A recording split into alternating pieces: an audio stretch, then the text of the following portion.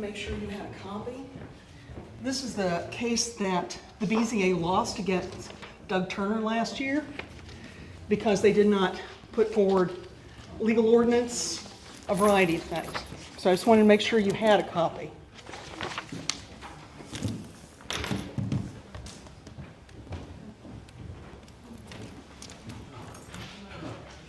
Left my phone in the car. Just so you know, I never received nothing for this meeting. On emails, I never received the claims or nothing. I'm just letting you know I did. No, I was just saying. Oh. I'm just here to support.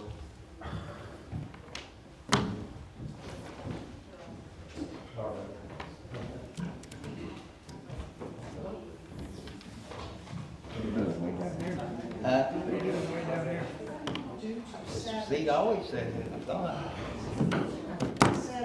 Get up here where you want me.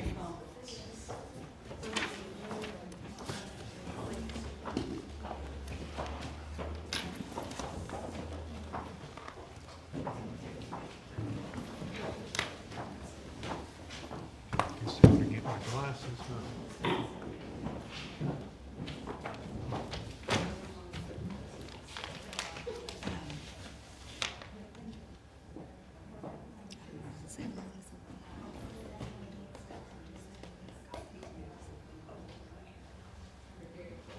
Pull it with its trunk open. You may notify Washington County.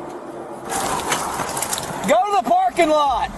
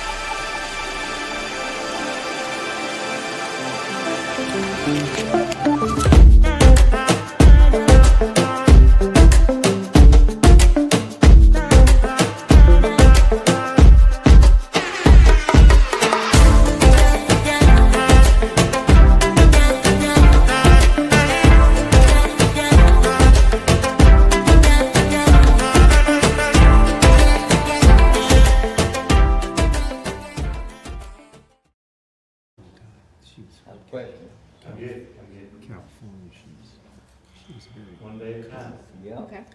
She told me that it's all right to talk to yourself. It's all right to answer your questions. But you start asking yourself to repeat the question. Are you Mr. Griffiths? I am. Thank you. Want to make sure he was here. Ready? No, hold on. None of you got the claims sent to you because we were short yesterday, people, and That's we okay. were extremely busy with taxpayers. So we failed to get them sent out. So You need to look at them approve if you want 'em. You approve them next meeting.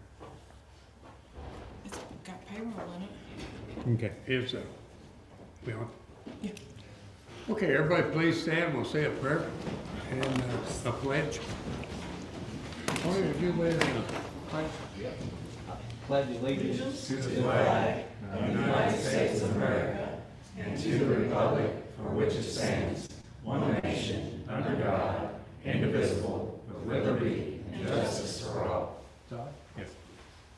Let us pray. Heavenly Father, we come to you today asking your continued blessings.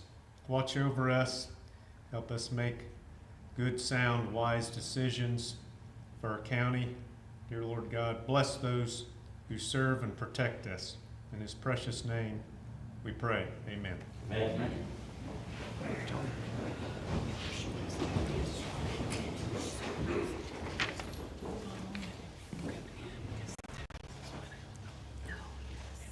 Approval of the agenda. Yes, I'd like to make a amendment to the agenda, a plan commission appointment when that time comes.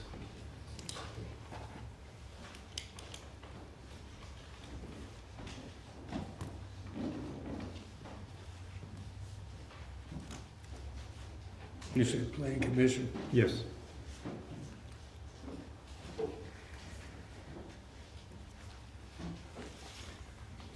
All in favor, say aye. Aye. Second. Aye.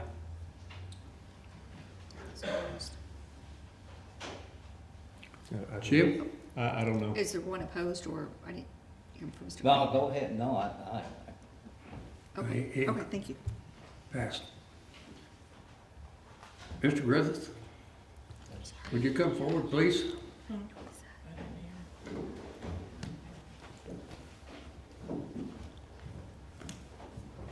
If you can get there.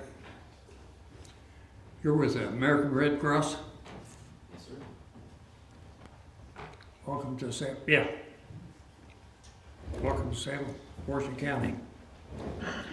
Well, thank you. I appreciate it. Been busy. We've been very busy, sir. You want to tell us all about it? Sure. I'd like to give you just an update on what we've been Put doing. your mic into you, please. Is this better? Yeah. Just thank you for the opportunity.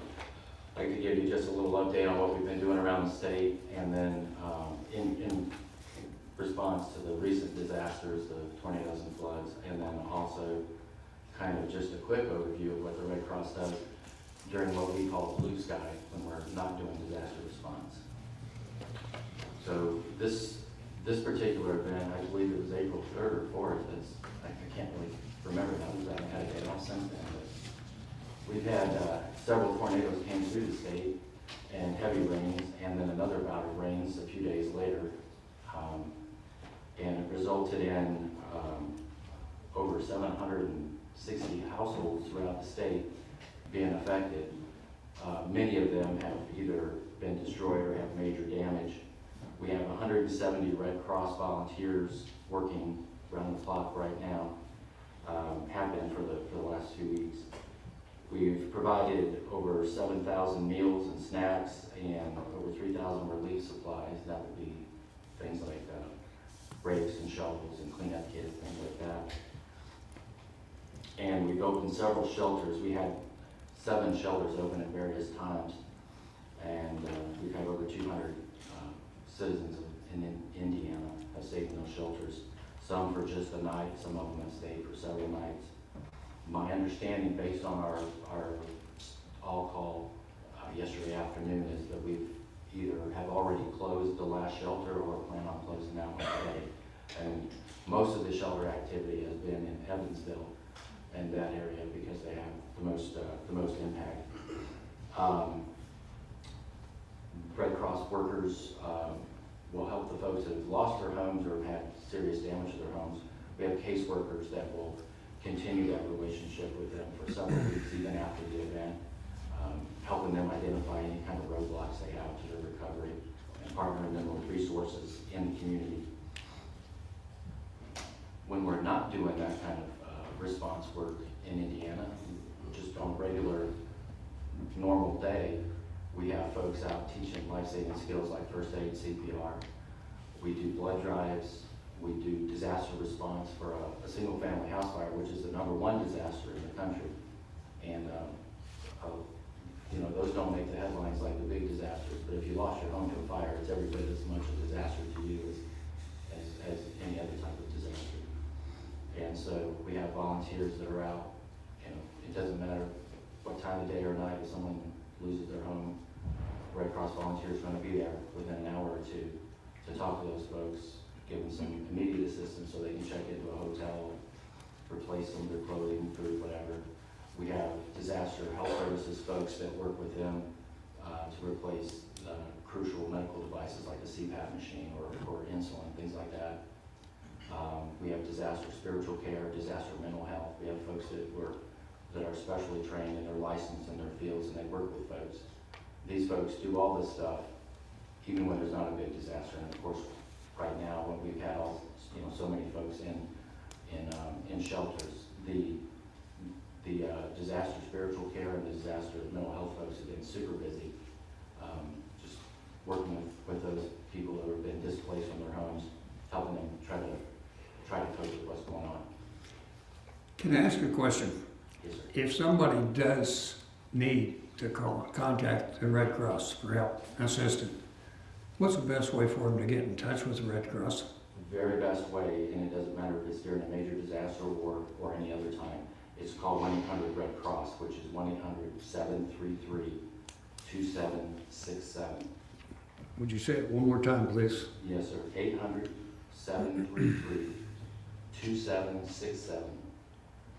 That will go to our switchboard and they'll ask the nature of the event or disaster, and they'll get some information about the home. And then of course the zip code determines how they dispatch that out. It'll come to the Indiana region, and then the Indiana region, they'll know by zip code which team is closest to that individual, and we'll send people out. Okay. I appreciate that. Yes, sir. And with these recent floods, if there's anyone in Washington County who needs assistance and we haven't, for some reason they haven't been on our radar, please encourage them to call that number. Okay. So basically, the numbers out of Indianapolis then? Actually, we have volunteer duty officers around the state. Okay. We have volunteers in Washington County that, I don't know if any of them are duty officers, but they could be. And basically, they take turns working 6-hour shifts, and they dispatch calls to volunteers throughout the state. Okay. Yes, sir. Also, another program we have is Service to the Armed Forces. And so if there's anybody in Washington County that has a family member that's serving in the military, and you have a family emergency and you need to get them home, or at least need to let them know what's going on, there's a number you can call, and that is 877-272-7337. So it's 877? 877-272-7337. 272? That is our Hero Care Center. And we have folks that's a call center that's staffed 24 hours a day, 7 days a week. And they do a lot of different things with the military and with veterans. The most important thing is the emergency communications. But oftentimes we even have veterans in the community and they're struggling in some way. They call that number, and the folks will do the intake on it. We'll gather all the pertinent information, and then they will send that call to the region, in our case, the Indiana region. And then somebody will reach out to them and open it and work with them on their case, find resources for them. Another thing that we do is we deploy folks overseas. We have Red Cross staff that go overseas with the military when they're forward deployed. I did that myself. I was a station chief in Baghdad for 6 months prior to my assignment here in Indiana. And so if there's a family emergency and this person, the service member is in the Middle East or near in Europe, in Poland or Lithuania, Latvia, one of those places near Ukraine, the family member still calls that 877 number I gave you. Then they send the message over to us that are overseas, and we have partnerships with the military, and we know how to reach the service member and their command. Good to know. Yes, sir. Yep. Any questions? No, but it's a lot of good information, and we appreciate all your work. Well, thank you. I appreciate your time this morning. No, we appreciate you. Thank you. Thank you. Thank you. Tim? Did you get with Tony downstairs? Did you get with Tony? Not yet, sir. Andy. Let me have him meet you downstairs. Okay, You go ahead and meet him. Appreciate it. thank you. Thank you. Thank you.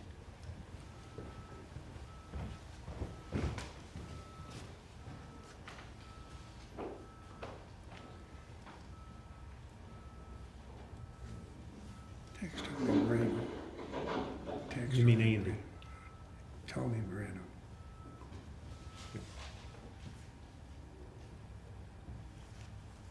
Denny?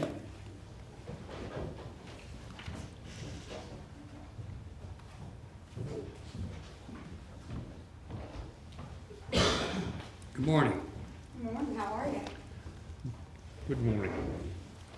I just wanted to give you all an update on the April 2nd plus the storms. We have had a disaster team that went out from the state. This is just the tornado, and we have 3 homes destroyed, 8 with major damage, 8 with minor damage, and 41 that were affected. Again, that is just the tornado and the straight line winds that went through. The night of the event, Max Gamble, who is the LAPC chair, and Franklin Fire went out and did the initials out in that area, which seems to have been the hardest hit, was Franklin and Gibson. We do have the disaster declaration in place. They are only good for 7 days, so we will renew it every 7 days until this is all passed. We still have damage reports coming in. 211 was activated for Washington County, so any residents can just call 211 and do the report through them, and then they'll contact me and I can put it on my list. I sent you a map this morning to your emails. It is an interactive map, so when you get on there, you can push on the spots and get the address and the list of what the damage was at that residence. And photographs of all the damage will be attached eventually. That is nothing with the flooding, that is all tornado, and I'm still not done with that. So I just wanted to give you an update. The whole thing will be done once I'm done with all the assessments. Flood damage assessment is probably going to start tomorrow. Salvation Army and Duke Energy have given us kits to take out to people that were affected by the flooding. Travis Elliott is going to take me out there because I don't have a vehicle, so he's going to load up his truck with all these things because they're big buckets. I think you all saw them in my office when you came to my office. And I can get those passed out to the people who were affected by the flooding.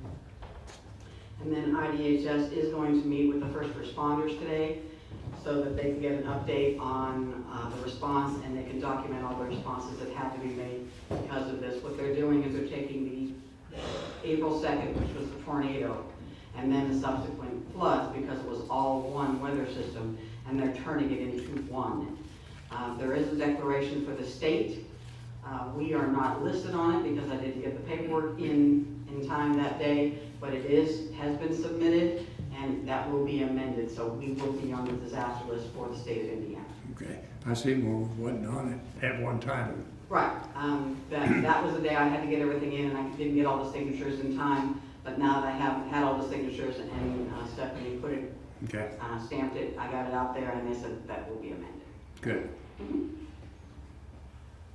Any other questions for me about the? Yeah. Are you advertising about Code Red?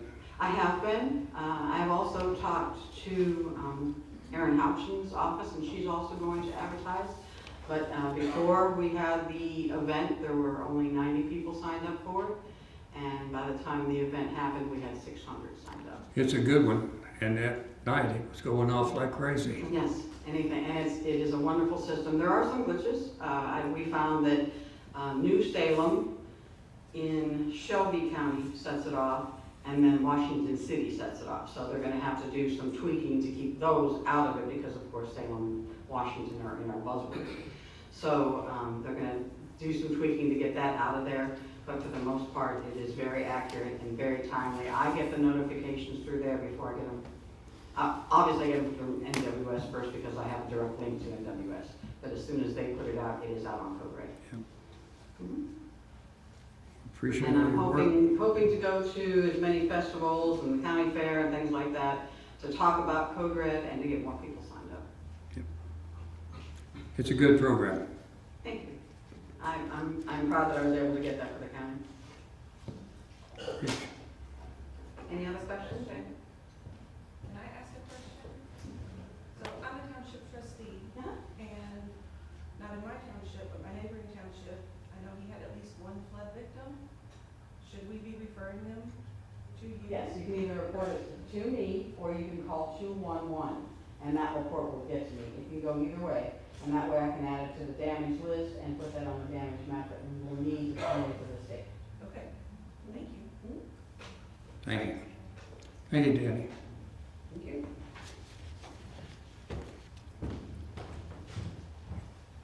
Kevin Baird. There you are. Yeah, come forward. He said he was shy and he had to have you.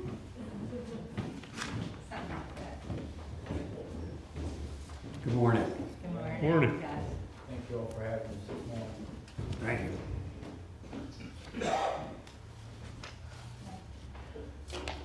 We have a prepared statement, so we're just gonna read that to y'all today. We are asking for at least a 2-year moratorium on commercial alternative energy projects, or until an ordinance can be established to determine the parameters for them. This would not affect homes or small businesses using alternative energy, but it should cover all forms of energy, including wind, solar, nuclear, etc. We should honor the owner's right to establish a business without it causing greater detriment to the community. Those rights need to be balanced with the rights of their neighbors. We need to be proactive in this matter rather than reactive.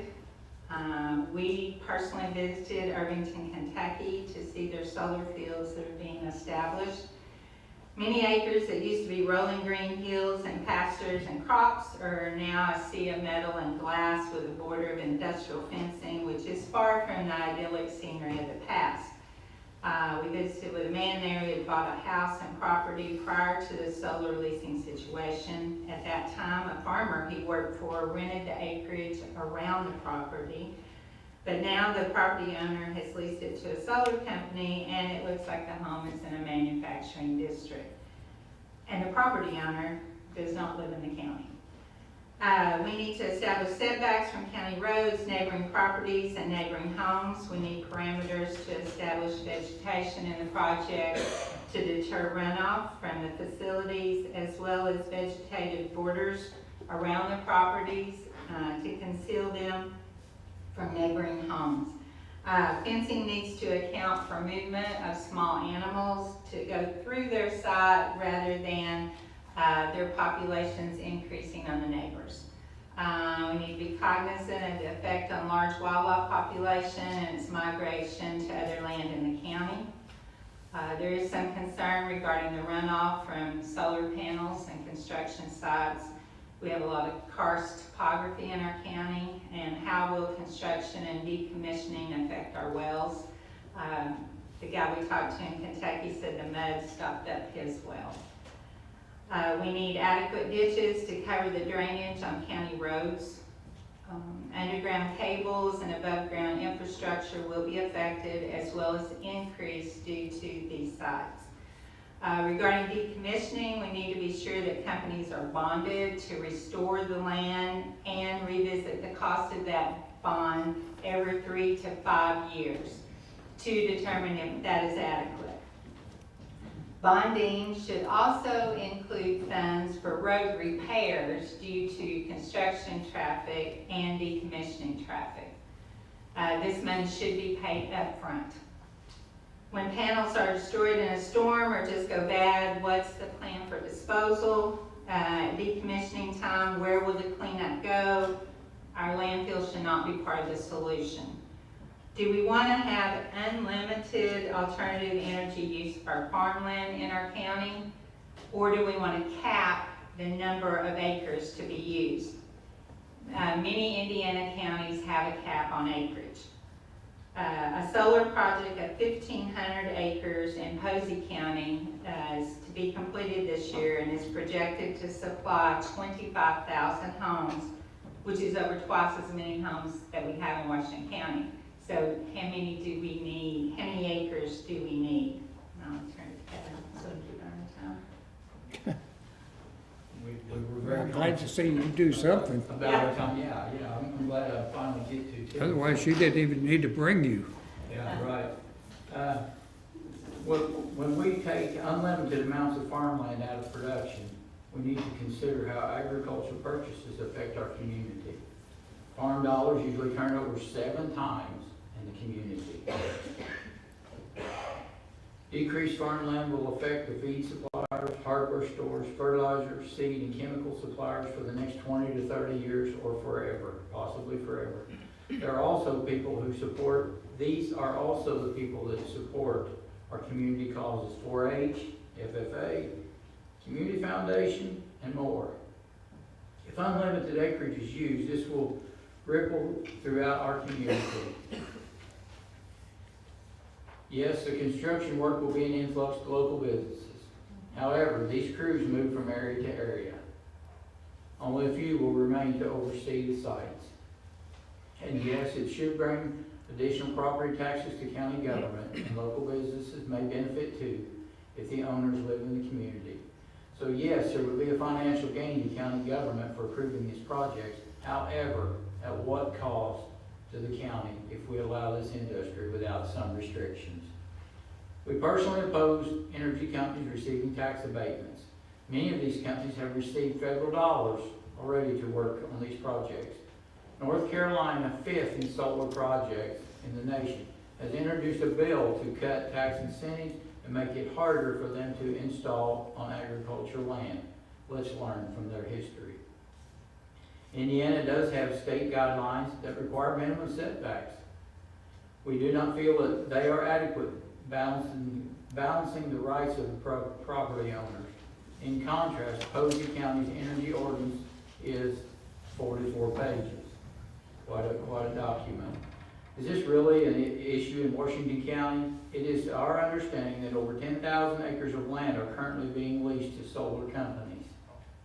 We recently learned that one of the companies was in the county government offices last week doing legwork. We encourage everyone here, and I know I've encouraged many that I've spoken to, about visiting Irvington, Kentucky.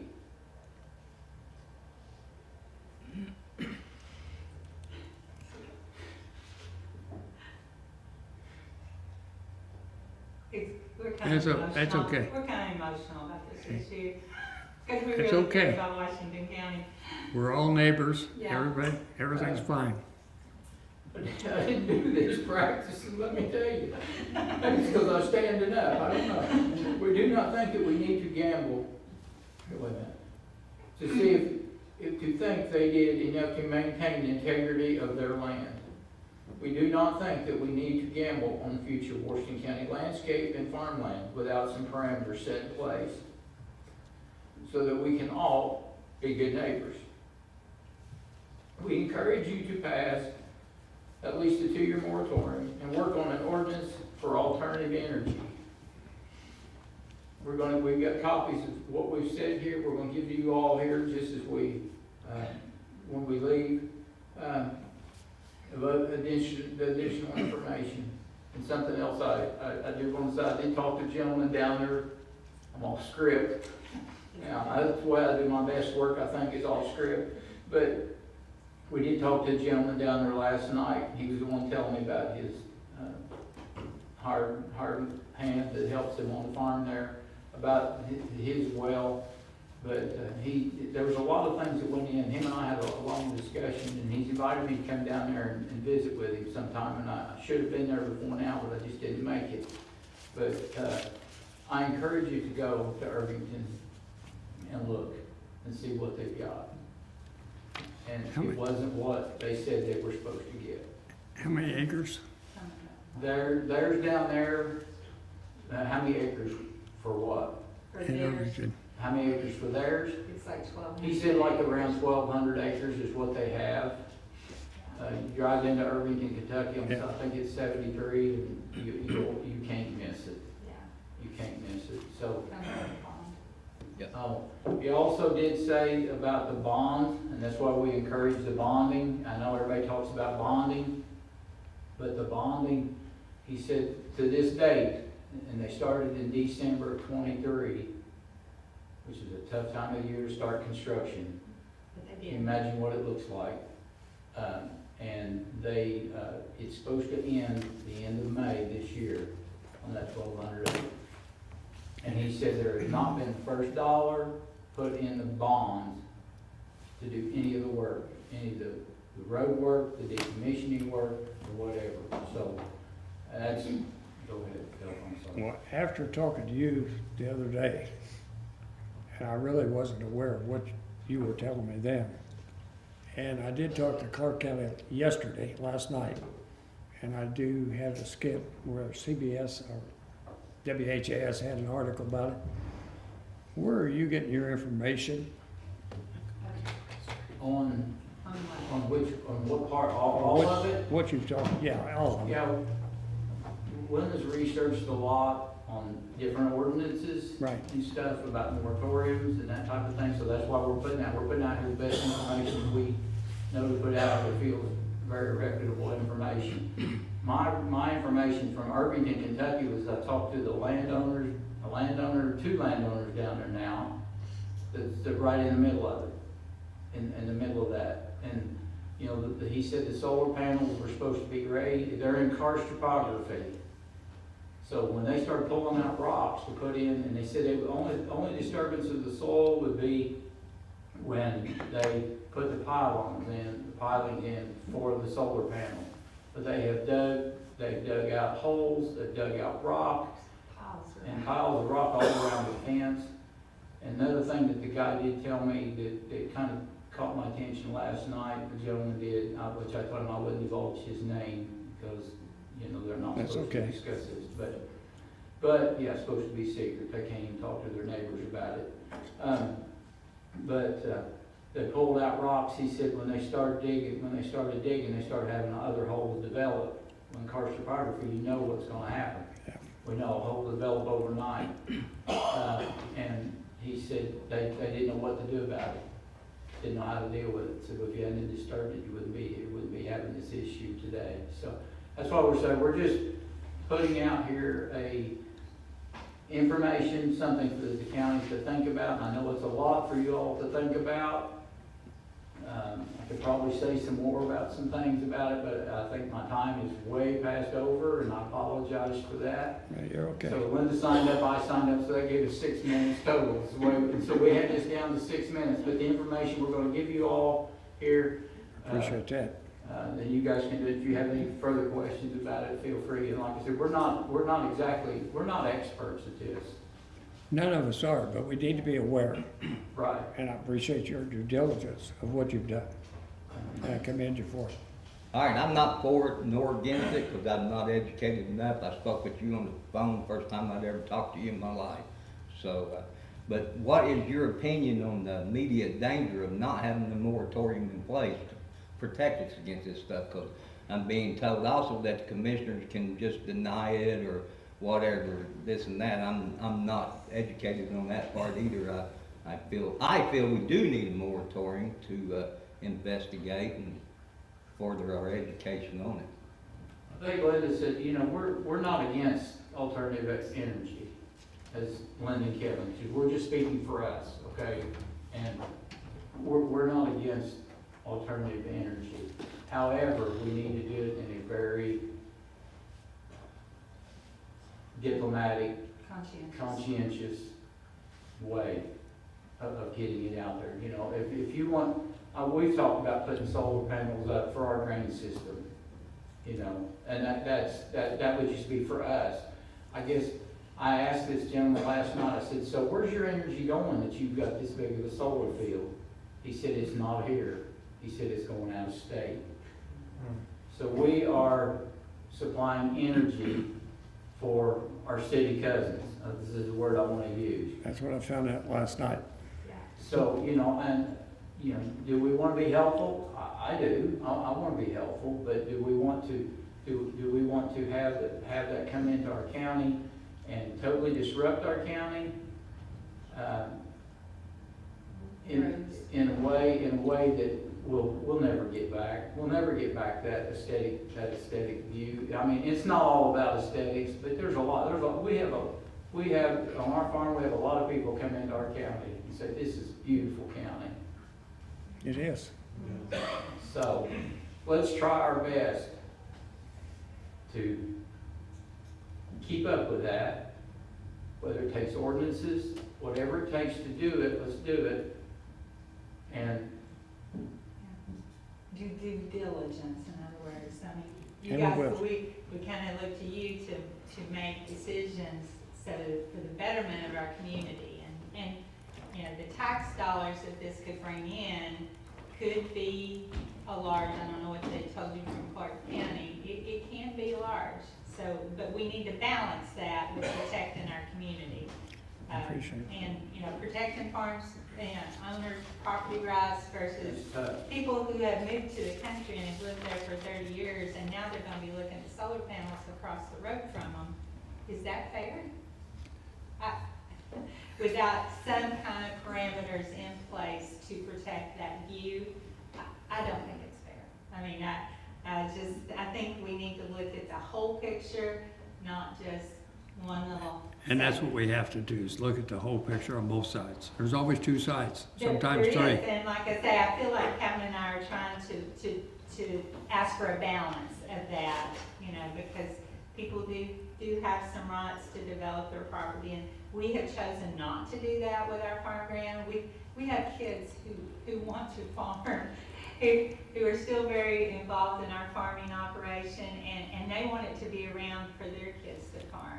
We do. And I think some of the people who have signed up for solar don't have kids who are interested in continuing the farm, which I think is really sad. I wish this particular person we talked to, one of our sons had actually approached him about buying his farm, but now he signed it up for solar instead of, and they're like 80s. Why didn't he instead want to sell to a young person who wants to farm? But anyway, everybody makes their own choices. I just think we need to find a balance. Look, I got it. Todd, do you have anything? I just have one question. I'm just curious.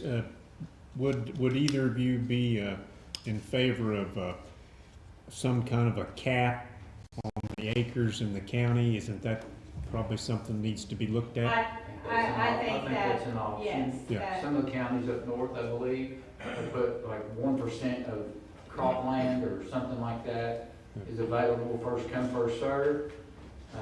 You know, I know probably what we're saying here is probably gonna ripple throughout our community as far as, you know, we're friends with a lot of landowners, and we know a majority of those that have signed some of this up, and not that we're wanting to, you know. Yeah. We just need to find a We just balance. need to find a balance, and we need to be sure that we have setbacks.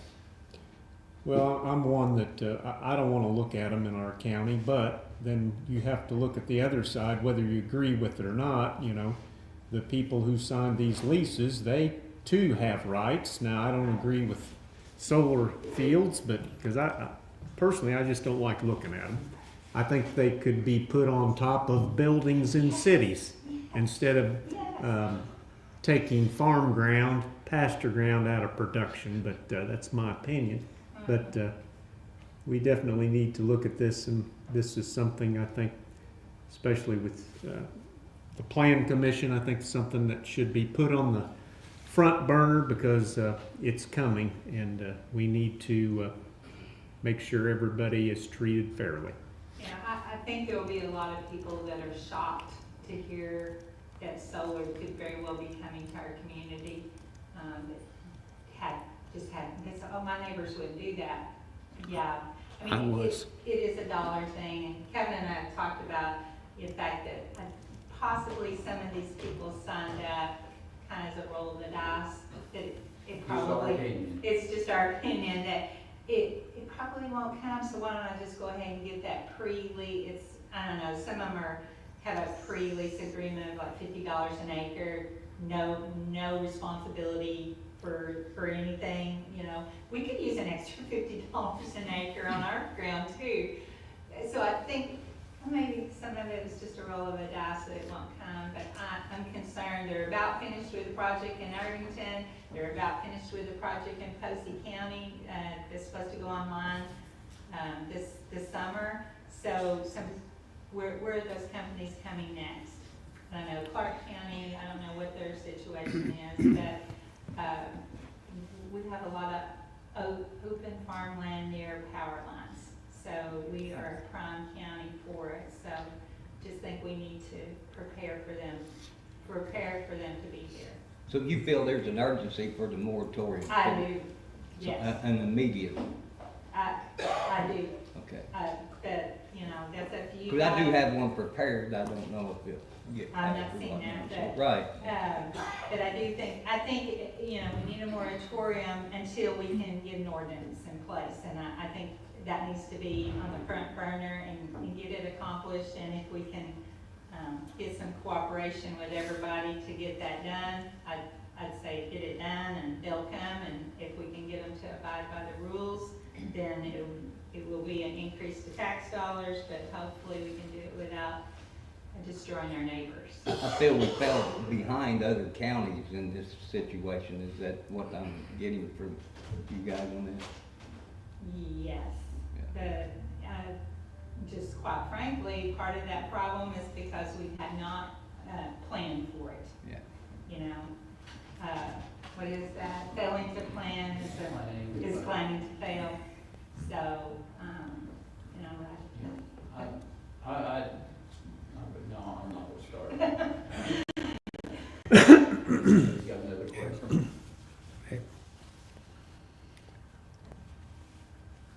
I would like table to the next meeting before you present your vote. I've got some more research. I'd like to read what you've got okay. and put it back on next month's agenda. Okay, I think learning more is good, but let's don't just keep pushing it down the road. I agree. Opinion, We're not gonna kick it down the road. I think that's what's happened for the last maybe 30 years in our county. We're not gonna kick it down the And road. we continue to push things down the road. So I've been told that there's already companies that's got people signed up and whatnot, and I've been told by people that's much smarter than myself that once they break ground, we can't stop it. Well, I think they still have to appear I don't know for the you whole guys to procedure. have approval, but if you guys would have an ordinance in place that would say what the parameters have to be, then we would have some protection, and that gives you guys some, I guess, backbone as far as what the county wants. That you would have something to stand behind. That document is what Linda and I read as well, plus some bullet points. I told you guys that when I talked to you, the three of you, I told you that we would get you some of that information. Yeah, We just decided to give it to you after we spoke, so. no, I Yeah. appreciate it. And then, you know, we have a lot more information, but. I have to say, time limited. he did do a good job today. He- Thank you. Every once in a while, old dad comes through. You've always done a good he job. does love Thank you, his Kevin. county, Thank you. so.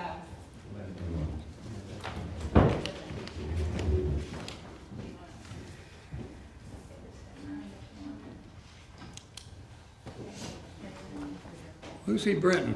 That's me. Hey, I was very glad to hear your remarks on that, Todd, about trying to keep the aesthetic of our county because of the solar. A lot of people don't realize that with the karst topography, we would fall like dominoes. I know we probably have some sinkholes in your yard or your land like I do. It is super urgent, as Tony Cardwell was mentioning, to take care of this moratorium now. A lot of people are not aware that there is current legislation before the state of Indiana in order to take away our right to fight this at the county level. Jefferson County is one of the counties that is not having a good time with the solar. There are people who are very frustrated that their rights are being taken away on the solar issue. So I do think it is urgent that a moratorium be put in. I would love to see an outright ban just taking on that, just as the camel's nose under the tent. And the other counties are falling like dominoes. And we've got to take a stand as Washington County to say, you can't mess us up the way this is. But that's not what I really came to talk about, so if you want to get my 3 minutes started.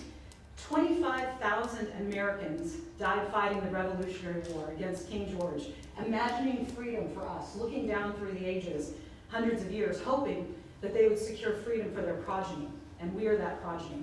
There are about 29,000 people that live in Washington County, so if you can imagine, at the snap of a finger, having everybody in Washington County disappear. That many people, at a minimum, died fighting for our freedom so that we would have things as simple as property rights and the right to do with our property what we want. About 1.3 million Americans lost their freedom fighting against communism, fascism, and other political gangs whose sole aim is to control people and to tax them and to usurp their freedoms slowly so that each generation wakes up poorer, veritable slaves on the land watered with the blood of their ancestors. What would they think seeing the current state of affairs here in our local government? Would they be proud, or would they deem their sacrifice just a waste? Because it's being piddled away. The kind of freedoms that our forefathers fought for aren't even present in Washington County today. It's time to stop committing tyranny. It's not too late. Abandon your evil ways. Join us on the right side of history as we fight for property rights and individual rights here in Washington County. And citizens of Washington County, we're faced with a decision. Do we honor our ancestors who fought, bled, and died, giving up their very lives for just the chance that we might be free? Free to keep the fruits of our labor, free from the threat of our property being taken from us in the form of taxes, which is just endless rent that we're paying forever on property that we've already paid for. The current commissioners, and I'm looking at you, Todd Ewan and Phil Marshall, you've been working to usurp our rights to do with our property as we see fit. That planning and commission document that was put forth to the county has 18 different home-based occupations, including houses of worship, which wasn't even defined. We have the right to do with our properties we want to do, unless we're trespassing or hurting somebody else. And certainly me running my little plant nursery from my yard is not hurting anybody. We have the right, as home-based businesses, to live without interference from government, from a class of citizenry who have managed to get themselves elected in order to control the public purse, and being able to use the force and coercion against individuals. We're just yearning to live free. The county's even come against my small town of Hardinsburg, targeting us for the balance in our bank account, confiscated by the Washington County Commissioners, and leaving us without the money and the services that our little town needs. Taking property which belonged to our town, thinking about the ballpark and the senior center, and converting that to assets of the county and stealing by government decree from the good people of my tiny town of Hardinsburg. Todd Rokita, the Attorney General of the United States, has declared that you never had the right to dissolve Hardinsburg. We were created by an act of the legislature, and only an act of the Indiana State Legislature can dissolve us. So when you moved in and dissolved us and took our bank accounts away, that was extrajudicial activity. You were acting outside of the scope of your delegated powers in this county. The Attorney General had put it in writing that you were wrong to do so. So I beseech you, give us Hardinsburg back. Restore our bank balances, restore our services. Actually, just leave us alone. We'd be just happy if the whole county would just leave us alone. We can take care of ourselves. But we deserve to have the things that our taxpayers have paid for generations. Do the right thing, or we'll ask the courts to do it. Thank you.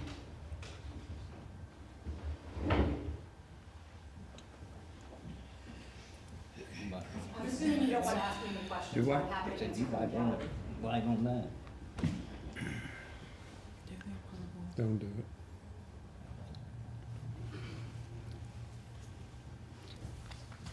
Next on the list. Approval of minutes and the claims. Make a motion to approve the claims in the minutes of previous meeting. I don't think I can do that. I can't approve claims. Haven't seen them. So you want to call a special meeting to do that? Or we can do them next time, it's fine. We were short-staffed yesterday, I and understand. the phones and people coming in with, that just got their taxes, we just Okay. felt to get them out. Okay, I'll, Make a motion to I'll approve the rescind that. minutes? just the minutes, yes. Okay. Second. All in favor, say aye. Aye. Aye. Motion carried on the minutes. And what do you want to do on claims then, Kyra? We can just get them on,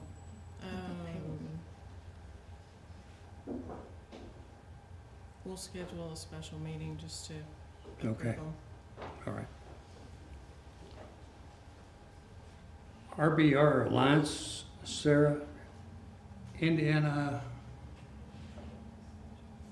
Southern Indiana Transit System, Not here.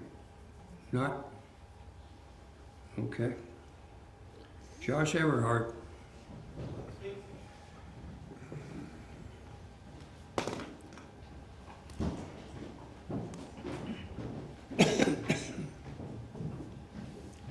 What's her name? Todd. What's her name?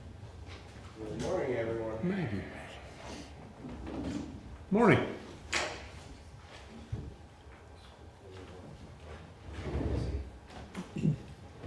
I'm Josh Webhart from Washington County Health Department. Thank you, Maggie. I deal with the food protection for the county. Thank you. We currently have a new food code that comes into effect tomorrow. Put your mic over, please. Sorry, Thank you. better? New food code from the state goes into effect tomorrow. This has been a process for me since April 2022, when I was looking to update the food code back then, or the food ordinance back then. That's when I was notified that the state was working on a new food code. So I held that until now. The ordinance, what I'm looking to do is we have two separate ordinances currently on the books. We have a food ordinance and we have a bed and breakfast ordinance. I'm looking to wipe both of those completely out and replace it with the ordinance that is in front of you currently. It is no different really from what is currently on the books, other than the code references that are in it. And the wording is a little bit more up to date with everything that has been going on. So I think our old ordinance was from anywhere from 85 to 88. So we're looking to just bring that up to current standards as we see it. The enforcement is written in there as far as how appeals are being done. If we ever get to that, we do have an enforcement policy written. It takes an act of God to even get to the point of civil penalties. I sent you an email, April. The only requirement that I do have is the civil penalty sheet that I sent you. I need to get that verified by the county attorney to make sure it follows precedent.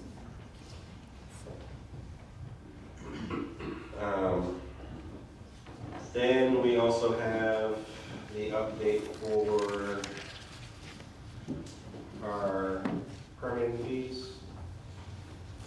This has come about, there's legislation currently going through right now, and we know how money is. If the state wants to get money, most of those legislations go through. They're looking to have a statewide food truck permit, which I am all for. I have no problems with that. The only problem is the state is the one that is forcing us to deal with a permit fee, which I do not agree with, is $450. We currently charge in this county $75 for every food truck that comes in per year. That's $450. We only get 200 of that. The state gets 250. If that legislation goes through, and it has had a 0 nay across the board, it has already passed through the House, it is in the Senate now. The 250 the state gets to maintain a database that we actually fill out. So what I proposed in here was our current rates for all of our permits. So the 1 through 10 employees was $75. I'm only asking to raise it $25 to $100. The 11 and more employees was $125. I'm only proposing to raise it to $150. Bed and breakfast has to be 14 or less rooms, or it becomes a hotel. We only have one in this county. That's the Destination. That would be at $50. And then mobile food establishments currently, until the legislation goes, would be at $100. The legislation literally is trying to figure out how they're even going to do it, because they have to have a committee. They're pushing it all the way through to even accept a committee to figure out how they're going to do the database. They don't even know how they're going to do that, but they want to know that they're going to get their money. So they're going to push the whole entire thing through and then have a committee. So we're probably looking until 2027 is what they're really looking at, and having that enforced. But it will be passed this year. Temporary permits hasn't changed at $35. Freezer meats have always been, but we didn't have a line for it. We were always using the retail food establishment 1 through 10 at 70, pardon me, my allergies are horrible. At $75. I've dropped that down to $25 due to the fact that all I'm inspecting is a freezer on somebody's property. Okay. Veterans, there is an IC code out there for what we call hawkers and peddlers for veterans. Legally, I cannot charge them a fee. So if anybody applies and states that they are a veteran with honorable discharge and has a DD 214 showing so, then at that time I can provide them with a permit, still following the regulations, at a 0 charge for the sum. And our late fees have not changed, they're still $50. All right. Any questions?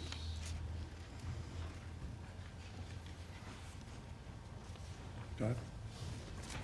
No, I feel your pain, because anytime the state changes things, makes new rules, and at least they tell you they are, and then they have to drag it out for several years, and it seems like they have a bad habit, just like recently the examples, the property tax legislation that went through, perfect example. They want to take things away to reduce the prices of things, and then they throw it back on counties and expect you to do the legwork, do all the work, and make up the difference in the fees. So I don't know what can be done about that, but I appreciate all your hard work, and I know it's been frustrating, but by you not raising the fees too much, hopefully won't be putting too much a burden on people in the county, so I thank you. When it comes to the fees and things along those lines, I did my due diligence from across multiple counties. Our ring and then the ring outside of that. We are either still lower or equal to, but we're never above anybody. Good. That's the one thing that I've always tried to justify the best that I can here with everything. Good. to be fair. The only reason I'm doing this, and I forgot to mention, you actually brought it up, is we had a conversation about this. We currently have anywhere from 10 to 12 of our own food trucks in Washington County. If that $450 goes through and we only get 200 of that, that's all the money I will get from that, okay? All the other counties will have their own. I no longer, because the other 20 or 30 food trucks we get throughout that year, that's all gone. We no longer get that. Okay? So that's- Can you not put a fee on out-of-county food trucks? No, that is, so we are losing, I will say this, and I'll admit this, we're losing the home rule in this state. Yeah. I've seen it with the septic ordinance, the on-site septic ordinance for residential, where it's literally written in there, you cannot be stronger than the state code. It is very similar with ours too. We're losing that home rule. So when it comes down to can we do that, the answer unfortunately is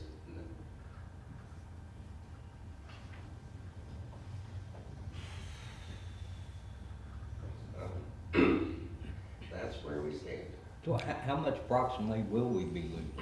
So on average, and it changes, right? Right. So outside, it really depends on how big we have. Last year was our biggest year for the fair as far as food trucks showed. Okay, we had on average, when I first started, and it's been almost 4 years now, about 10 or 12 food trucks. Last year was 19 of them, okay? And that's just one event. So we have Campbellsburg Fest, we have Maple Syrup Festival, we have 4th of July, which they're really trying to ramp up again out in Pekin. We have Friday Night Square, which was pretty decent last year. We have Beer and the Bricks, normally 1 or 2 food trucks there. We have Brick Street Festival. So we're looking anywhere from 20 or 30 of those food trucks. That's double, if not triple, what we currently have in this county. So I'm trying to balance that out. Not to raise it absorbently to the point where we're, getting beat or beating our people up on that. That's not what I'm here about. I'm here to help. So I'm an educator. I'm a facilitator. I have to do this stuff. I have to do the legal side of things because there are certain things that they actually have forced upon us on. So.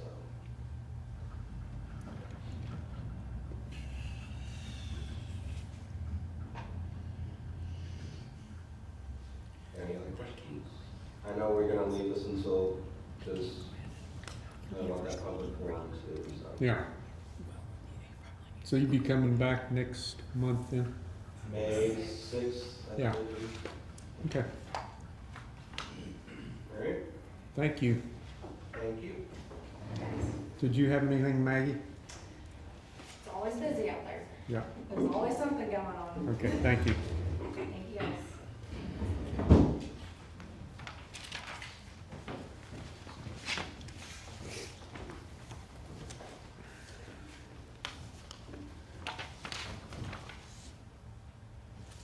Plan Commission. This is the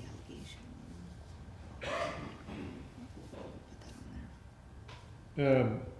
I'll just segue into the appointment. Spoke with a young man, he's not young anymore, he's in his mid-30s. The Democrat Central Committee provided a couple of individuals' names who would be willing to serve on the Plan Commission because there has to be a balance between political parties, and a gentleman by the name of Logan Davidson is willing to serve. I spoke with him at length over the weekend, and he lives in Gibson Township, a very level-headed, soft-spoken, polite young man.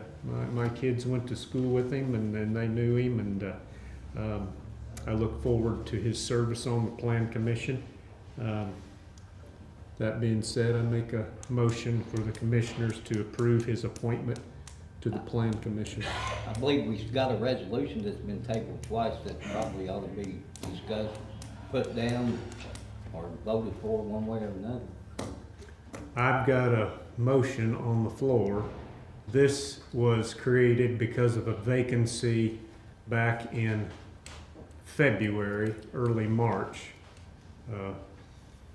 which my opinion far supersedes that. We have a vacancy on the board. I'm asking that we fill that vacancy with an individual who's willing to serve and meets all the criteria for service on the board. I don't mean to be that's my disrespectful or nothing, but I've never heard a second on it before I brought it up, so therefore it's not on the floor till you You've give had me a a second. chance to bring it up also. I'm making a motion. Is there a second? I'll say, will that make us compliant on the board? Yeah. I'll make that second.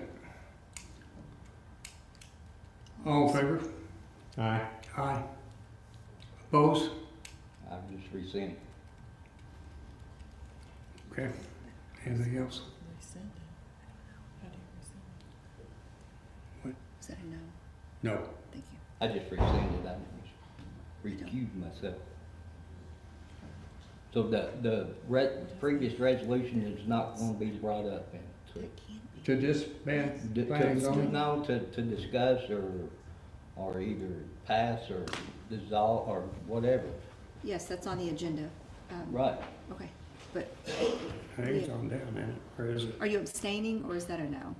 I've abstained from voting.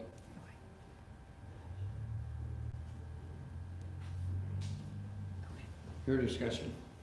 On the resolution that was presented, 2 meetings ago, or 3 meetings ago, Whenever he was asked. To, to have the resolution that was read at the meeting either passed or failed. I mean, it needs to be, it don't need to be left in limbo out here.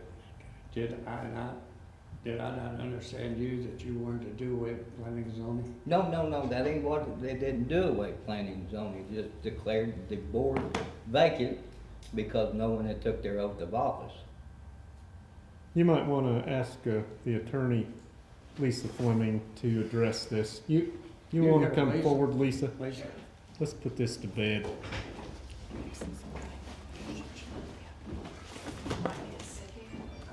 Wherever you want to go. Get close to the mic. All right.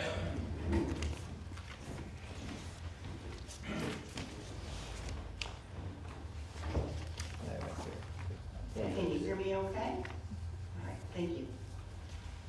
I'm going to read a statement I prepared.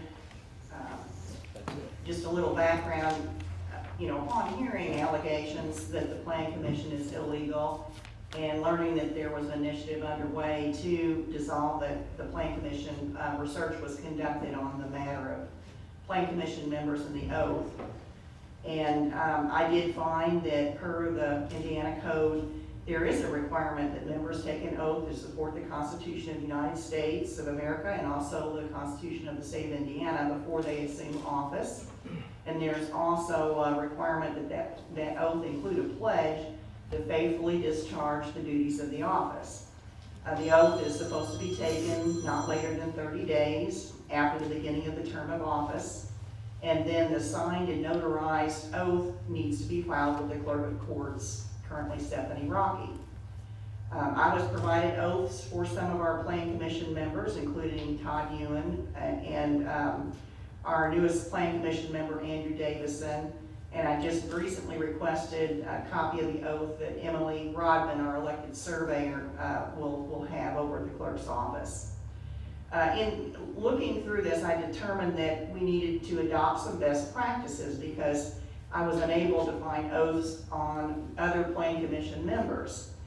So I discussed this with Stephanie Rocky, and we initially thought that Stephanie would administer the oaths to the other folks, and then she conferred with an advisor from the state, and after that discussion decided I would be the proper person to prepare the oaths and administer them to our Plan Commission members.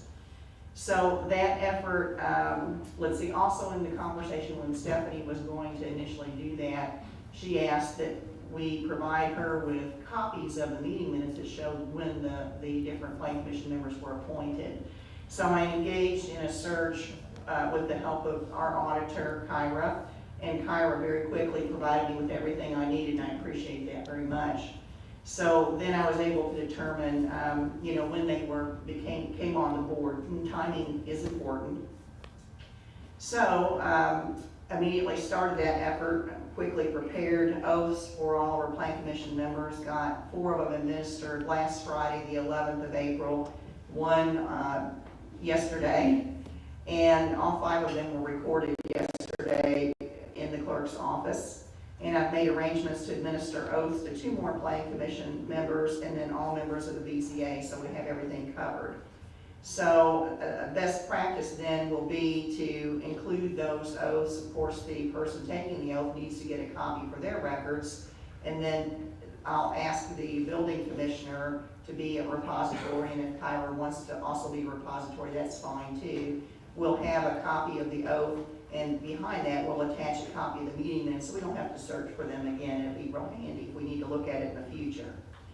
So it's always good to work toward continual improvement and improve our processes, and that's what we're trying to do. But the question remains, should the Plan Commission be dissolved as a result of our failure to timely administer the oaths to some of the Plan Commission members? And after research, I've determined the answer is no, although the members and officers are required to take an oath and to do so timely. It's not a technical, it's just a technical defect that wasn't done. It's not a fatal error, because the Plan Commission members that had not taken a timely oath were de facto officers. They were all appointed that didn't timely take the oath, accepted their appointments, they attended and participated in meetings, they voted on Plan Commission members, and they reviewed and discussed documents related to Plan Commission members. So I believe that there's no reason to dissolve this Plan Commission. I believe it is legal. We are taking measures to correct a technical defect, and we're working as quickly as we can to get all those in place. And we are looking forward to resuming meetings of the Plan Commission in May. Can I ask you a question? So how do they handle a Republican versus Democrat if they change midstream? Does that have to be replaced? That's a good question, Bill. Thanks for bringing that up. So there's also been questions about the legality of members because of party affiliation. And the Indiana Code has provisions in it to try to achieve some diversity. So they don't want to have more than 3 citizen members that are of one party affiliation, whether it's Republican, Democrat, Libertarian, Independent, whatever. So we have to look at their voting record, and I have asked for that verbally, which was a mistake. It's always best to get things in writing. So this little file I have on every Plan Commission member, including, in addition to having the oath and when they were appointed from the meeting minutes, also has a printout of their voting record. So there's no dispute about what it is. Now, sometimes you have to refer to the code to get guidance on what their party affiliation was if someone that does choose to vote differently than a party they voted in the past. And, we had that situation come up with Ms. Gilstrap. But at the time Ms. Gilstrap was appointed to the Plan Commission, it was 2023, early 2023, she had voted Democratic in the prior 2 primaries. So according to the code, that her party affiliation was Democratic at the time that she did get appointed. Now, so what happens to a Plan Commission member when they vote in a subsequent election after their appointment? Are they kicked to the curb because they decide to vote differently than their party affiliation and time of appointment? I don't believe so. I've not found anything in the code that says they should be removed. I don't believe it was the intent of the crafters of the Indiana Code to make that a requirement, and the result would be chaos. It would be people coming in and out all the time. It would be quite difficult. So in the absence of seeing some requirement that they be removed, I believe it's totally appropriate for them to remain on the planning commission, and as long as they're discharging their duties faithfully and upholding the constitutions. Okay. Does that help? Yeah. I believe there's a bit of confusion here. We was not, or I was not asking for the planning commission to be dissolute. That's not what the thing. It was to declare the membership vacant because they never took their oath within 30 days. That is clearly what it states in the law. I don't know if you've ever seen the actual resolution or not. The resolution of what? That I made 3 meetings ago. No, I don't believe I have reviewed But it. we was not asking for it, or I was not asking for it to be dissolved. That's Okay. not what this was about. Okay. It was to vacate it because no oaths had been taken, and by statute, you were supposed to take an oath. And at the present time, we only had one person that, and he got reappointed by the council to legally be on it. It was not to dissolute. Well, I believe it'd probably be good for you to speak with the county attorney about a fairly recent appeals court case where the court has gone down this road and looked at all those issues you're raising about timeliness. It's right here in that. And I suggest you have a discussion with her. Sometimes it would be a very tedious discussion to go through more of the code than what I've referenced today. But I have that appeals court decision printed out. It's good law. It does a good job of explaining their findings, and it's not voluminous. So I will provide that to April if she doesn't already have it. And maybe you could sit down with her and she could walk you through that. Or I can help her as well, but it's probably appropriate for you to work with her on this.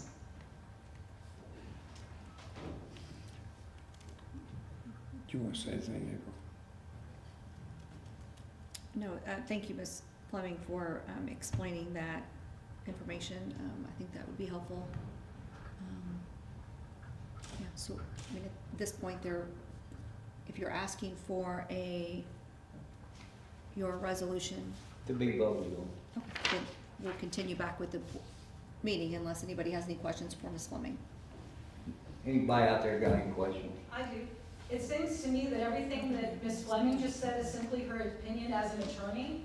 Nothing that she said that I heard has the full force and effect of the law. The statute is very clear that everybody that gets appointed must have that within 30 days. On day 31, they are no longer legal to be on that committee. And everything that they did after that was without the full force and effect of the law because they did not meet the prerequisite, the requirement to have that in there. And so I appreciate Ms. Fleming's her opinion. We've already looked up the previous voting records of Lori Gilstrap. Those are public records. You can look them up. David Norton looked those up for us and determined that those people were Republican instead of Democrat. And as Ms. Fleming said, it would create total chaos if people were to be able to simply switch their party affiliations at will in order to get themselves on a board. And then if they change in the middle of it in order to circumvent that requirement, then of course they would have the advantage of coming back and being a Republican and then switching to Democrat in order to stay on the board. So I think that's a complete and utter poppycock. But I just want everybody to know that 30 days is a prerequisite. It's in the statute, so her opinion doesn't matter. It sounds like it's time for a lawsuit. And I would really like to hear the resolution. It's been 3 times. I don't have a copy of that in writing. Tony, would you be kind enough to write I Okay. got a few copies here. Rhonda, I'm sorry. Do what? The reason that they don't want to pass that resolution is because Lori Gilstrap voted Republican, and she would have to be reappointed, and she would not qualify, or some other Republican would not qualify for the board. That's why they don't want to pass a resolution, even though they're taking their oaths of office. So we're pretending that the board was not vacated, and that there was no problem, and that's why they want to go ahead and put the oaths in and not pass your resolution, basically baptizing the sins away of the board. I'm Which, going to ask you a dumb question. Can everybody on the board of the Planning and Zoning Board be dismissed and return around and do it and do the oath? Would that matter? She's just done. There's a resolution. That's what the resolution is for, Bill. If he wants to remove people from the Plan Commission Board, there And then is, turn around and reappoint them and There is redo the oath? That's what the Process. resolution is for. for that, and that would be, you know, if there's cause, and then the people that appointed them would have to remove each member for cause. That's what I have read in the code. Well, you can't unscrew a pregnant woman, and it seems that Ms. Fleming has given them oaths of office. Wait. Yeah, Stephanie, you can come forward, please. And Commissioners, I do want to just, again, reiterate what Ms. Fleming has already explained, and that addresses Ms. Brenton's comment, is that case that you were speaking, that Ms. Fleming mentioned, she just explained to the Commissioners essentially what the law is. So this isn't somebody's opinion, Ms. Brenton. This is case law that says... Would you mind giving us the case law so that I can... It's in the resolution. Yeah, well, we don't have the resolution. I got one, I'll give it to you here shortly. So, while there is a requirement to take an oath, the failure in this case, in this particular case that went to the Court of Appeals, the court found that it did not invalidate the commission's actions, since those members did act de facto, and Ms. Fleming just explained this to the commissioner, so I'm just repeating what she said because I don't believe Mr. Cardwell understood that. But we can talk about that more, Mr. Cardwell, at a later point. Can you adjust your microphone? Yes. Thank you. Mr. Cardwell, I'll be glad to talk to you about that case. Right, what I understood. But if this is not her opinion, this is in fact case law. Well, I never said it was her opinion. I Speaking took to Ms. it Brenton. to what she said as to be fact, and why I based the resolution on. Yes, Stephanie. Stephanie. Okay, I'm speaking as a taxpayer, I'm speaking as an elected official, I'm speaking as your election administrator. I believe wholeheartedly that the people of this county have lost confidence in a lot of positions, and it creates chaos, it creates assumptions, and I wholeheartedly have put a lot of personal time in, like everybody else who is elected official in this county, on trying to restore confidence back into the people who have elected us to our positions.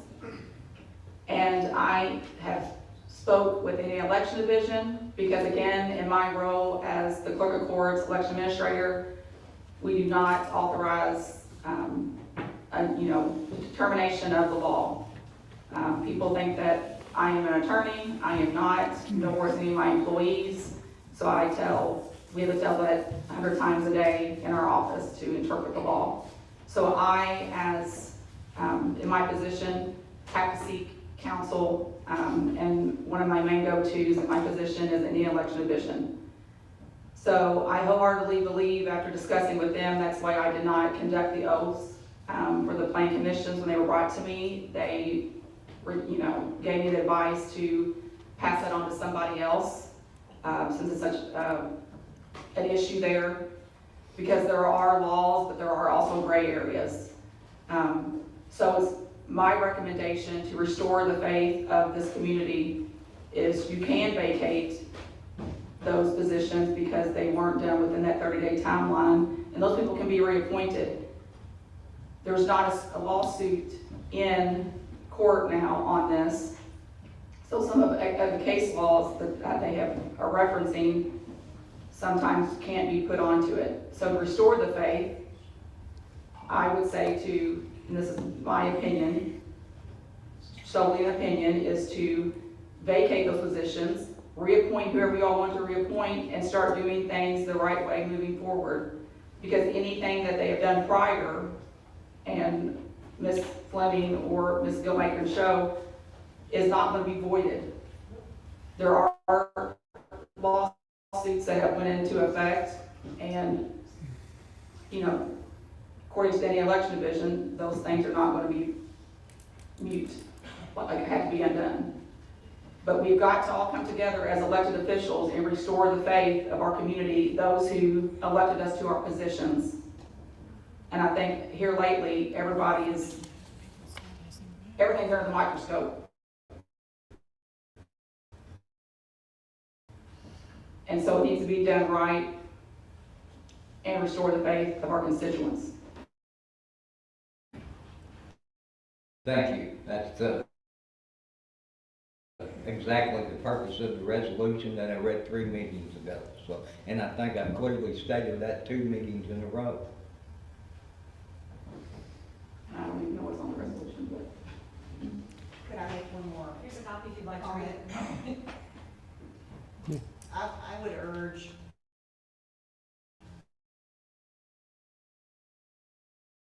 the commissioners to read this Court of Appeals finding. That's case law, and it's good law. I think meeting all to look at representing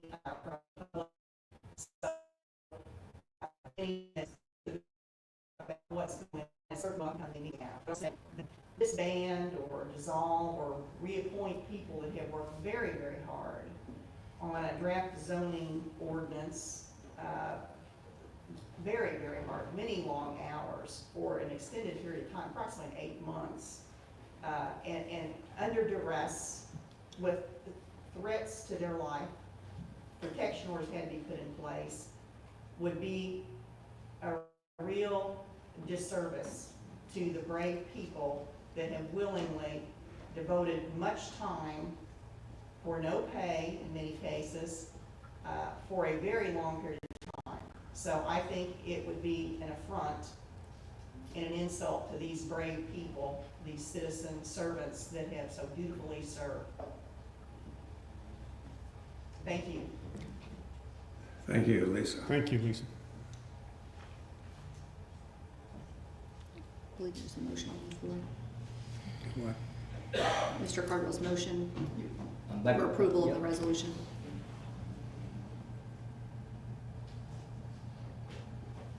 Motion on the floor here to accept the resolution.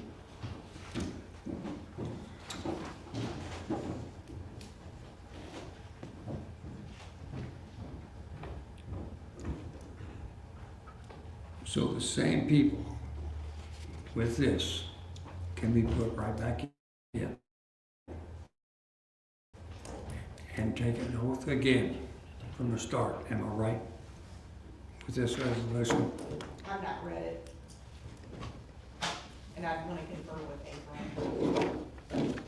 April, have you This read it? resolution declares that all seats on the Planning Commission and zoning appeals are vacant. That is the purpose of the resolution. I'm I not would wanting to encourage you. change personnel, but to calm everybody down and retake the oath. That's not what this says, though. It says much more than that. I think, like Ms. Fleming said, she'd like to probably take a look at this resolution first. Then I'm not ready to make a motion on if this doesn't say what I just said.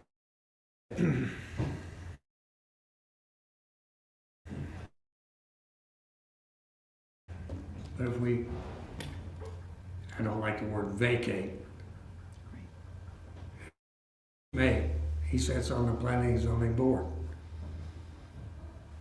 Read this appeals court decision, that's Okay. good law. It's on point with the current situation, and then confer with your Okay. council before you make a decision. And a good study of the language in this, Okay. outside of this meeting, when you can ask questions All right. and see how it relates to current law. Meetings with the public, and that's losing public trust. That's why we have these discussions and know where everybody's coming from. There's always disputes, one person wants one the other, and one might even fall in the other, have to have this whole ordeal, so that's my opinion. I'll read it. Thank you.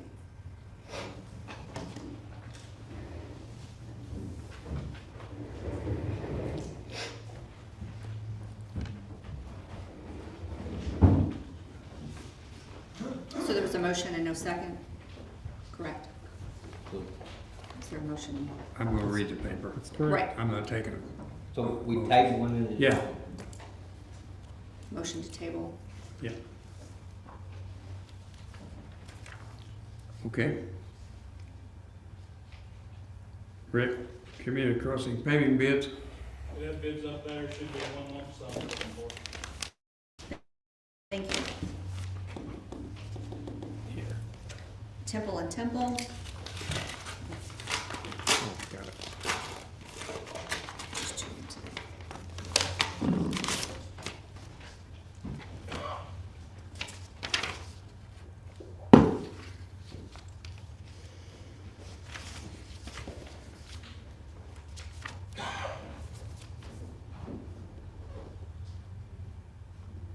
Total bid from Temple and Temple, $1,977,853. 1,977,853 and no cents.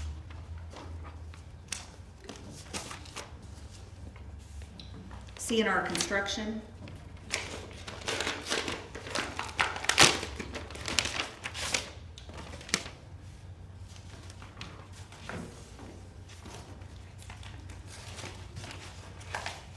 CNR Construction, $1,899,757.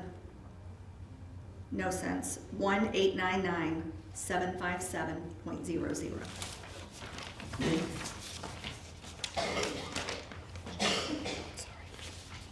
And those are all the bids. That's it? That's it.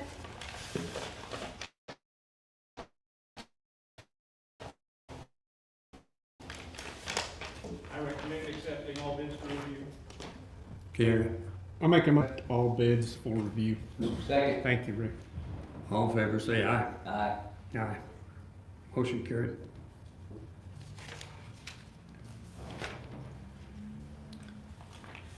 Selection of committee for 4-H project. Yeah, we had mentioned this last commissioners meeting and then at the joint meeting for the council and commissioners earlier in the month on the 7th. So what we need to do with the 4-H building project is to form a selection committee. Once we do receive bids, I think I mentioned at the last commissioners meeting that we would be taking bids about the 1st of April. Well, the IEDC, which is the Indiana Economic Development Corporation, is behind on their what's the right word I'm looking for? It's the affirmation of the contracts. They're behind on their work, so hopefully 2 to 3 weeks. So they told us not to take bids yet, so hopefully towards the end of the month we can start taking bids on the 4-H building. So the selection committee will be the point person, which is Angie Buchanan, and then it will be myself and then 3 councilmen, Gerald Fleming, Andrew Davidson, and Todd Armstrong. And then at some point in the very near future, we will be forming what is referred to as a scoping committee, which is basically the committee that will actually go through all the fine points of the new building and actually sit down and work with the contractor that has been selected to ensure that we get what we want for the amount of money that the developer has said he would do the job for. So at this time, I guess I need a motion to form the selection committee of those 3 councilmen. I'd just like to say I would volunteer my services on this. We can add you to the list. All right. Make a motion. Second. All in favor, say aye. Aye. Okay. You have a question? Are there plans currently available for contractors to look at? Not till the bids are released. You'll have 30 days. Now, land transfer, No, not today. We took that one off. That's been scratched. highway project update. Rick? Building update, I think Paul's back there. I'm sorry, Paul. I seen Rick was underneath you.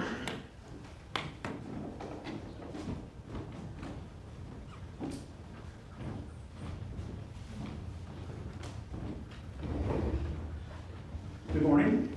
How are you? Doing okay, doing okay. Start off with just talking about site work a little bit. With the 8 inches of rain we had, we didn't do any major site work at all except for erosion control, maintenance, and repair. We're getting now to where we're going to be back out there into this week to perform more cuts and fills, especially where the north side where the aggregate bins are going in. On the electrical, Kevin Holes with Advantage Electric, he was to finish his electric in the sign shed today. I will go out and check it out, and if Rick's available, we'll go out there and just go over the electric. If anything else needs to be added, we can do that at this time. Kevin Holes was going to then start on the electrical for the truck lean-to and get that going with all lights, layout, conduits.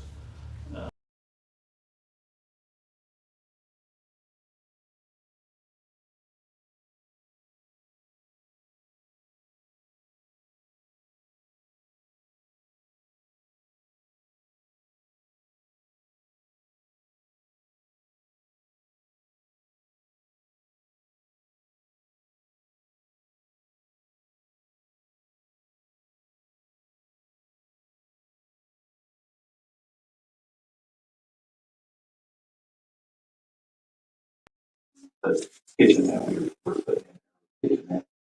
we're putting in there. I think it's just gonna bounce between other things. If we can get the mechanics garage going and get it out of the ground, we feel pretty good on it. Speaking of the mechanics garage, the engineer did send the resubmittal to the state to upgrade it for the fire issue, they had the firewalls and everything. We're within the 10-day window for clarifications on that, so there, by the end of the month, we should have a clarification or a final approval to come up out of the ground, the walls and everything for the structure before the garage. So, like I say, we're within the 10-day window on it. Another permit that's outstanding is the septic. I did check with the engineer on it also.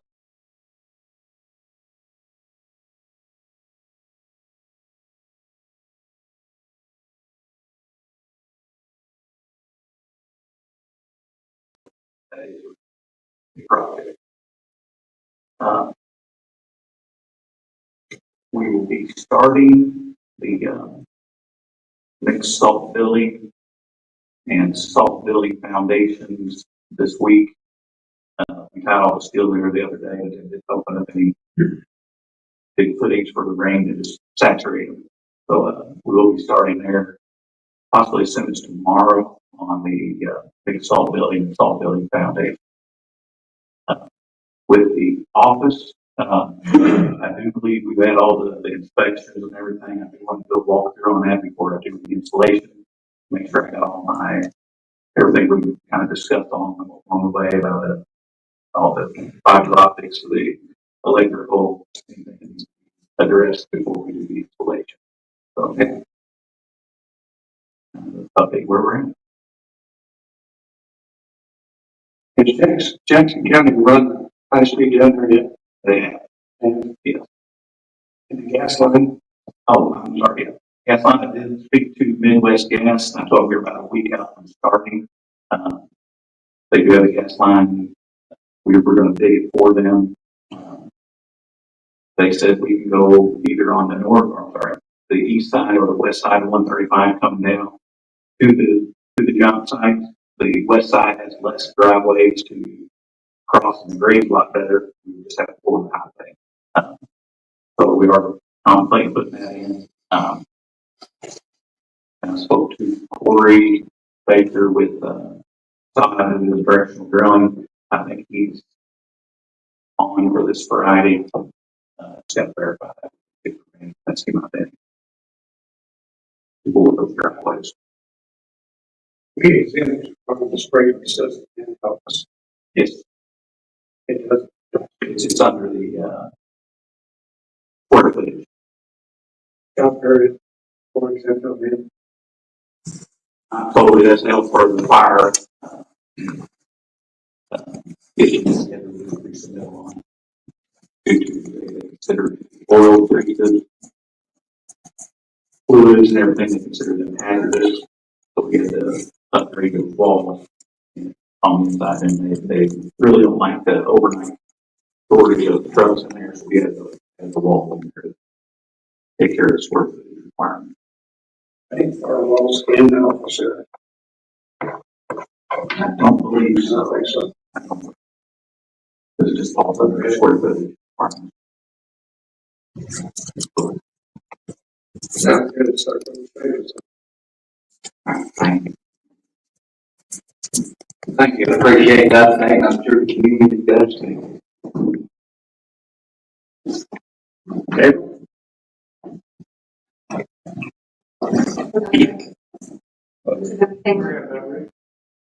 Now's it my turn? I just didn't want to jump in line.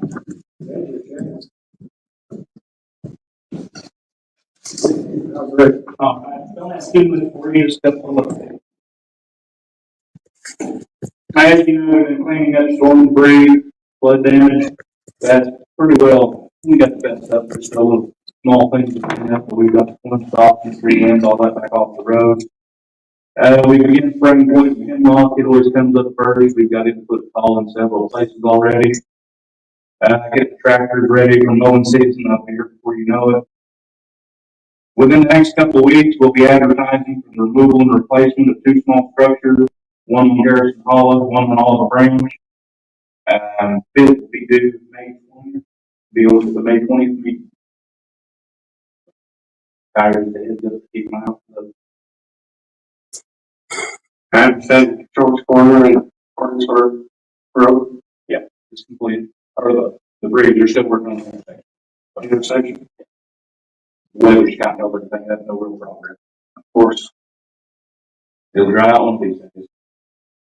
Appreciate it. That's really all I got. Thank you, Rick. Yeah, April. Yeah.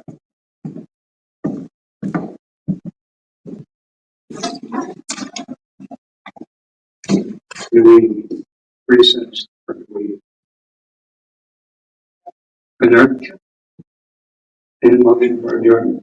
What we do is I would just like to make comment to the public, contrary to these false things that you see on social media. There will be a Washington County fair this year. Thank you. Motion to adjourn. Thank you. All in favor, say aye. Aye.